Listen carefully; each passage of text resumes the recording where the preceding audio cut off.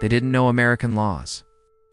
They had no political power, no connections, no resources. They were exactly the kind of people a corporation could exploit. And CF and I knew it. So when these miners started whispering about unions, about organizing, about demanding better wages and safer conditions, and the right to be paid in actual money, the company's answer was simple: force.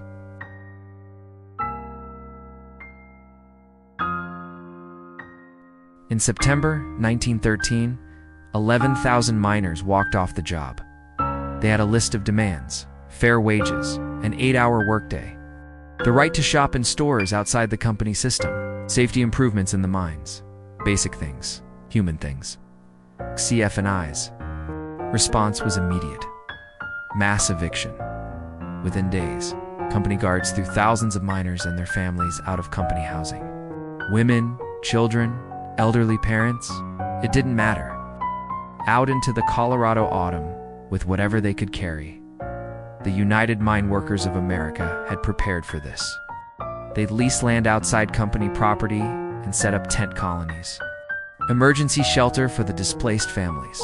The largest was here at Ludlow, a railroad stop in the middle of nowhere, 13 miles north of Trinidad.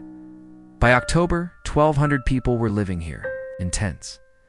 As winter approached, these were families. Maria Petrucci with her 3 children, the Costa family, Frank, and Lucy and their baby, the Filers, the Pedregans, the Rubinos, real people with real names trying to survive. They set up a school in one of the larger tents. They took turns cooking communal meals. They celebrated births and mourned deaths. They tried to build something like normal life out of canvas and rope and determination. And here's the bitter irony. Living in tents on public land, exposed to the elements, uncertain of their future, they were freer than they'd ever been in the company towns.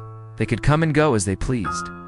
They could talk to union organizers without fear. They could shop where they wanted with real money.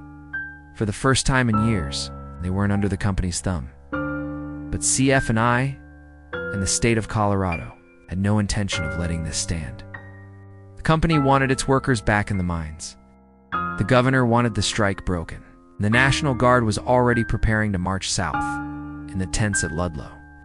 Families settled in for what they hoped would be a waiting game. They couldn't have known that in 6 months, this place would become a killing ground.